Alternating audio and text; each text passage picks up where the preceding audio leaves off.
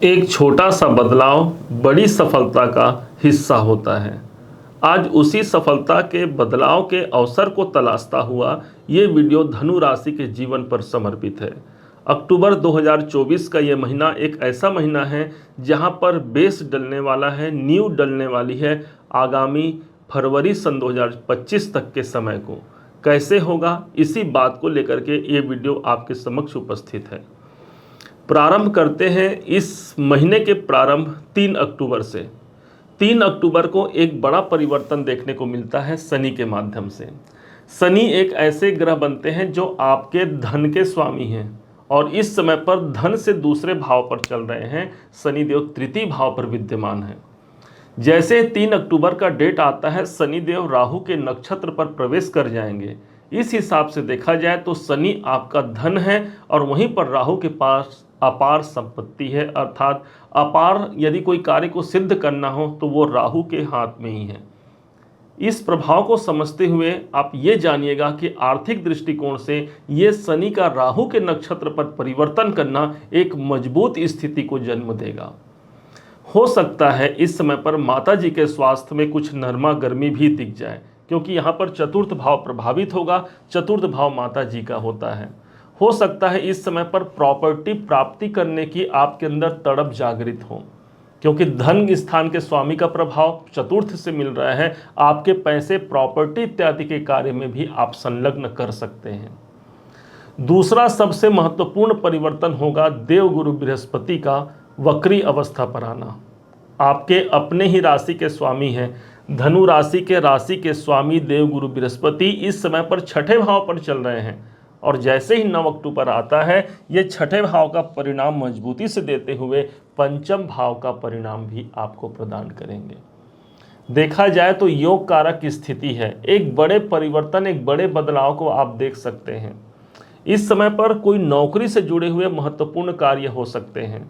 कोई ऐसा कार्य हो सकता है जो आपने लंबे अवधि से आप सोचते आ रहे हैं, उस कार्य को पूरा करने का एक अवसर आपको प्राप्त होता है, क्योंकि पंचम भाव की जागृति यहाँ पर समाहित होगी। इस समय पर डिसीजन आपके बहुत बेहतरी से आगे बढ़ते हैं। कोई डिसीजन आप लेते हैं, उस पर आपको सफलताएं मिलती हैं।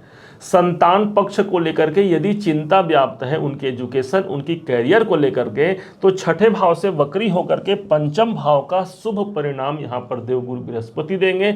अर्थात संतान प्राप्ति भी यदि कोई करना चाहे, उनके लिए भी अनुकूल समय। संतान की बढ़ोतरी करना चाहे या संतान की उन्नति को चाहते हैं तो ये भी एक अनुकूल समय रहेगा। चूंकि यहाँ पर पंचम भाव प्रेम संबंधों का होता है, प्रेम संबंधों में भी यहाँ पर प्रगाढ़ता आते हुए नजर आती है।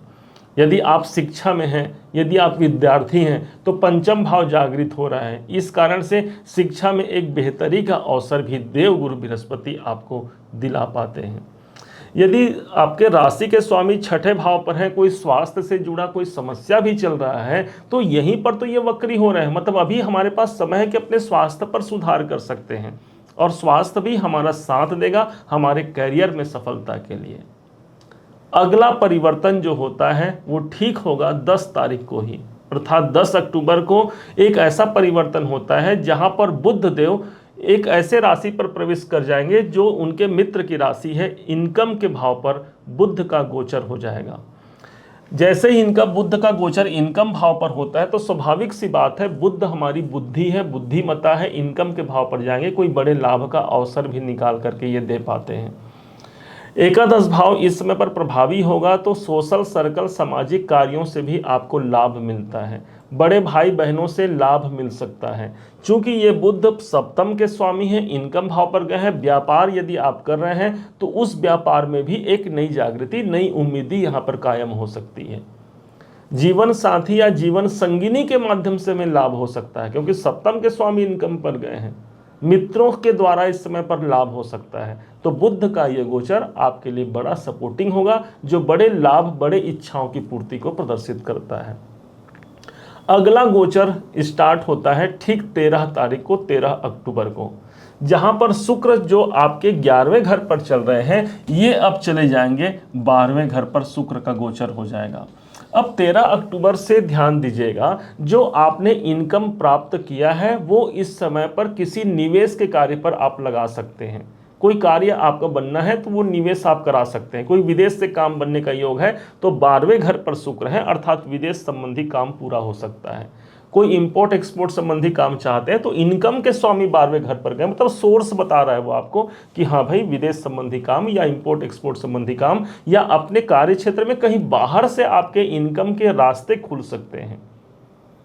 जैसे ही एक डेट और आता है 17 अक्टूबर। अब बड़ा ध्यान दीजिएगा 17 अक्टूबर के डेट को, क्योंकि इस दिन सूर्यदेव अपने 7 नंबर की राशि तुला राशि पर प्रवेश करेंगे, जो इनकी नीच की राशि है। आपके धनु राशि के अनुसार ये इनकम भाव पर सूर्यदेव नीच के हो रहे हैं। ध्यान कहाँ रखना होगा? पिताजी के स्वास्थ्य पर हमको ध्यान देने की आवश्यकता रहेगी, क्योंकि नवम के स्वामी हैं। इस समय पर जो आपके सीनियर हैं, जो उच्चाधिकारी जो आपके हैं, जो बॉस इत्यादि हैं, उनके संग रिलेशन आपको सतर्कता से रखनी होगी, क्योंकि वहाँ संबंध मधुर होने के बजाय बिगड़ सकते हैं। अर्थात हमको वहाँ पर ध्यान केंद्रित करना होगा। हालांकि इसी इनकम के भाव पर बुध पहले से ही अब सूर्य भी उपस्थित हो जाएंगे। एक योग बनता है सूर्य बुधादित्य राजयोग, अर्थात कुछ लाभ में कुछ कमी के पश्चात कोई बड़े लाभ के अवसर बन सकते हैं, क्योंकि बुध आपके सपोर्ट में ऑलरेडी रहेंगे। अब दूसरा एक योग बनता है ठीक 20 अक्टूबर सन 2024 को। इस दिन मंगल एक ऐसे ग्रह हैं जिन्हें सेना नायक कहा गया है, और आपके ये पंचमाधिपति बनते हैं। ये भी एक ऐसे पोजीशन पर चले जाएंगे जहां पर कर्क राशि पर प्रवेश करेंगे, ठीक अष्टम भाव पर। अब यहाँ अष्टम भाव पर तो जा ही रहे हैं, साथ ही साथ ये नीच के अवस्था के हो जाएंगे मंगल। इसलिए ये जिस भाव के स्वामी, तो 12वें के स्वामी हैं, छठे भाव पर जा रहे हैं, अच्छी बात है। यदि 6, 8, 12 के स्वामी एक दूसरे के भाव पर उपस्थित हैं तो उसे हम बुरा संयोग नहीं मानेंगे। अब यहीं पर मंगल आपके पंचम के स्वामी भी हैं, तो पंचम के स्वामी का अष्टम भाव पर जाना, पेट से जुड़े हुए परेशानियां बढ़ सकते हैं, डाइजेशन में प्रॉब्लम आ सकता है, तो इसलिए वहां पर भी हमें ध्यान देने की आवश्यकता रहेगी। खान पान पर विशेष नियंत्रण, विशेष ध्यान देने की आवश्यकता रहेगी 20 अक्टूबर के बाद के समय पर। ओवरऑल ये पूरा महीना एक काफ़ी महत्वपूर्ण महीना है, जहां पर शनि राहु का प्रतिफल दे रहे हैं, वहीं पर देवगुरु बृहस्पति जो आपके राशि के स्वामी है वक्री हो रहे हैं। एक नए भाग्य का प्रकाश हमें इस महीने की शुरुआत से ही देखने को मिलेगा।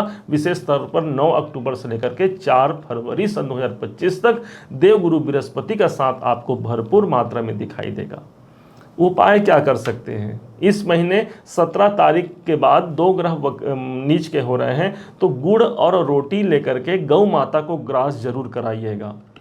गुड़ और रोटी जो कि गेहूं का उसमें तत्व होता है रोटी में, तो इसके कारण से ये दोनों ही मंगल और सूर्य की सामग्रियां हो जाती हैं। जब गौ माता को हमने अर्पण किया, 33 कोटि देवी देवताओं को हमने तृप्त कर लिया, और ये एक अच्छा उपाय होगा। मंगल नीच के हो रहे हैं, इसका मतलब हनुमान जी पर लाल सिंदूर अर्पण करना एक बेहतर परिणाम को जन्म देगा। हनुमान चालीसा सुंदर कांड का पाठ करना एक बेहतर परिणाम को जन्म देता है। सूर्य भगवान को जल देना है, जिससे किसी भी प्रकार से आपके भाग्य में जो बाधाएं हैं वो बाधाएं नहीं आएंगी, किस्मत आपका साथ देता है। भगवान सूर्य को भी जल अर्पण करना, या तो फिर उनको प्रणाम भी कर सकते हैं। भानु प्रिय नमस्कारः कहा गया है। उम्मीद है आप सबने इसे समझा है, आप सबने इसे जाना है।